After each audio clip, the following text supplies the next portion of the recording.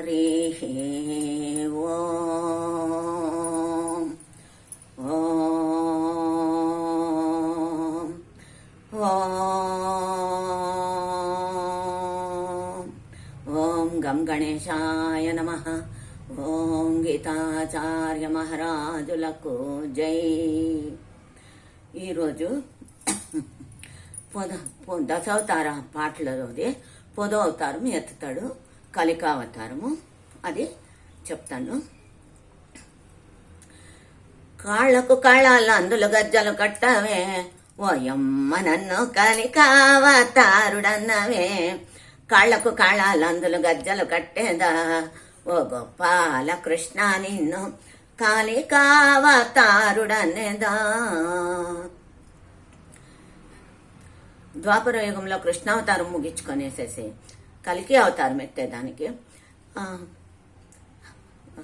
సప్త ఋషులందరూ కూడాను ఎవరు దీంట్లో యాగము అవిషు ఇచ్చేది, ఎవరికి త్రిమూర్తుల్లో ఎవరికి ఇస్తే మేలు అని చెప్పి యోచన చేస్తారు.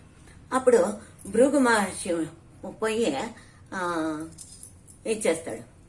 నేను పోయి వస్తాను అని చెప్పిపోతాడు. బ్రహ్మలోకానికి పోతాడు. బ్రహ్మదేవుడు తపస్సులకు కొంటాడు. సరస్వతాదేవి వీణ వాంచుకుంటా ఉంటుంది. అప్పుడు కోపం వచ్చేసేసి బ్రహ్మదేవునికి శాపం పెడతాడు. నీకు భూలోకంలో పూజలే జరగకుండా ఉన్ని అని చెప్పేసి శాపం పెడతాడు. కైలాసానికి వస్తాడు. వాళ్ళు నాట్యం ఆడుకుంటా మైమరుచుంటారు. అప్పుడు కోపం చేసుకునేసి అక్కడి నుంచి వచ్చేసేసి వైకుంఠంకి వస్తాడు. అక్కడ నారాయణ స్వామి పడుకొని ఉంటాడు. లక్ష్మీదేవి పాదాలు ఉతుతా ఉంటుంది. ఇంకా అది చూసి కోపం వచ్చేసేసి వచ్చిందే ఎదకి తొన్నిడుస్తాడు స్వామికి. అప్పుడు లక్ష్మీదేవికి కోపం వస్తుంది. నేనుండే జాగాలో హృదయంలో నేనుంటాను, ఆ జాగాని తొన్నిండాడు కదా అని చెప్పి కోపం చేసుకునేసి వెళ్ళిపోయిస్తాడు. వెళ్ళిపోతే ఋషులు రండి అని చెప్పి పాదాలు కడిగి అంతా చేసి ఇంకా ఇచ్చేసేసి పాదం నీటిని పట్టుకొనేసేసి మెత్తగా కాళ్ళు పిసుకుతా ఉంటాడు. ఆ పిసికే తవుడు కన్ను ఉంటుంది ఒకటి, ఆ కన్నుని మెల్లగా ఇట్లా పిసికేసేస్తాడు. అప్పుడు భృగు మహర్షికి జ్ఞానోదయం అయ్యి, ఓ పరమాత్మ, నా అహంకారం అంతా అణిగిపోయింది, నన్ను క్షమించండి, నేను తప్పు చేసిన్నాను అని అనుకునేసేసి ఇంకా వెళ్ళిపోతాడు. లక్ష్మిని పుడుకొని పోతాడు. చిక్కెళ్ళలేదు. ఒక పుట్లపై చేరుకొనేస్తాడు. అప్పుడు బ్రహ్మదేవుడు ఈశ్వరుడు ఇద్దరును ఆవు దూడ అయ్యి వచ్చి ఆకాశరాజు దగ్గర చేరుకుంటారు. వాళ్ళకు ఒక పద్మావతి అనేది ఉంటుంది కూతురు. ఆ పాలు ఇస్తా ఉండలేదు ఆ యావు. అందుకోసం పాలు ఇస్తా ఉండలేదు అని చెప్పి గోవులు కాసేవాడితో పోయి చూడి ఆవు ఎక్కడికి పోతుంది అని చూస్తే ఆ పుట్లకి పోయి పాలు ఇస్తా ఉంటుంది. అది చూసేసి కట్టెత్తుకొనేసి కొడతాడు వాడు.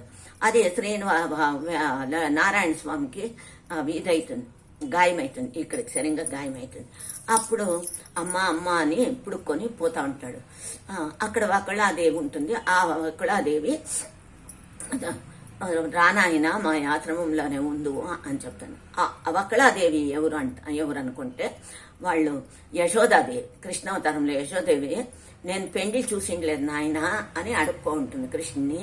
అప్పుడు ఇంకొక అవతారంలో నువ్వు పెండ్లి చేస్తావమ్మా అని చెప్పింటాడు. అందుకోసం అక్కడ చేస్తాడు. ఆకాశరాజుకి పద్మావతి. ఆ పద్మావతి ఎవరు అనుకుంటే రామావతారంలో వేదావతిగా ఉంటుంది. రాములనే ధ్యానం చేస్తూ ఉంటుంది.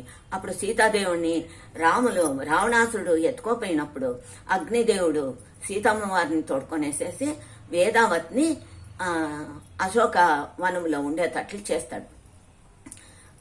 తిరిగి గుర్తవుతుంది వాళ్ళకి వేదావతి ఎవరు. నన్ను పెండ్లి చేసుకొని రాములను అడిగిన దానికోసంగా నేను ఏకపత్ని వ్రతుడు, ఇంకొక అవతారంలో నేను చేసుకుంటాను అని చెప్పింటాడు. ఆ వేదావతినే ఈ పద్మావతి. ఇంకా ఇద్దరికి చూసుకుంటారు ఒకరికొకరు. ఇద్దరికి పెళ్లి చేసుకోవాలా అని చెప్పి రాజుగారు కూడా ఒప్పుకొనేసి పెళ్లి చేయాలంటాడు. ఈ దగ్గర దుడ్లు ఉండలేదు స్వామి దగ్గర, శ్రీనివాసులు. అప్పుడు కుబేరునితో ఇది అడుగుతారు, అప్పు తీసుకుంటాడు. అది తెంపాలి కదా, జాగా మొదలే ఉండలేదు. అందుకోసంగా వరాహల స్వామి ఉంటాడు తిరుమలలో. అక్కడికి పోయిడిచి వరాహాల స్వామి నాకు కొంచెం జాగా ఇవ్వండి మీ స్థలంలో అని అడుగుతాడు. అందుకోసంగా తీసుకోండి శ్రీనివాస, దానికేముంది అని చెప్తాడు. అప్పుడు ఒక మాట చెప్తాడు శ్రీనివాసులు, ఫస్ట్ నిన్ను దర్శనం చేసుకొని భక్తులంతా కూడాను ఆనెంక నన్ను దర్శనం చేసుకోవాలా అనే చెట్ల మీకు అనుకూలం చేస్తాను, నాకు జాగా ఇచ్చినందుకే అని చెప్తాడు. సరే అని చెప్పి ఆనెంక పెండ్లైతుంది. ఈ పద్మావతికి పెండ్లైతుంది. పద్మావతికి శ్రీనివాసులకు పెండ్లైపోయినాక ఈ లక్ష్మీదేవి పుడుక్కొని వస్తుంది. వచ్చేసేసి నువ్వు పెండ్లి చేసుకుంటావు కదా, నన్ను ఇడిచిపెట్టి నువ్వు పెండ్లి చేసుకుంటావు, ఇది న్యాయమా అని అడుగుతుంది. నా మొగుడు అని కొట్లాడుతూ ఉంటారు. అంతట్లోనే వాళ్ళు వెనక్కి పేడ్చి ఆ శ్రీనివాసులు వెంకటరమణ స్వామి శిలా రూపంలో నిల్చుకుంటాడు. ఈ పద్మావతి చూసేసి పద్మావతి కూడాను మీరే లేకుండా ఇంకా నేనే ఈ భూలోకంలో ఉండల్లా అని చెప్పేసి ఆయమ్మ శిల అయిపోతుంది.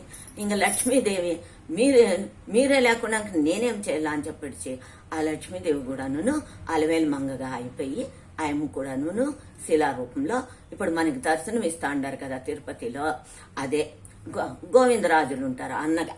ఆ గోవిందరాజులు ఈ అప్పుకు వచ్చే కాణకులంతాను అప్పు తీర్చేది, అదంతా కొలిచేది అద్దులో. అక్కడ చూడండి గోవిందరాజులు ఇట్లా పడుకో ఉంటాడు అద్దు పెట్టుకొని.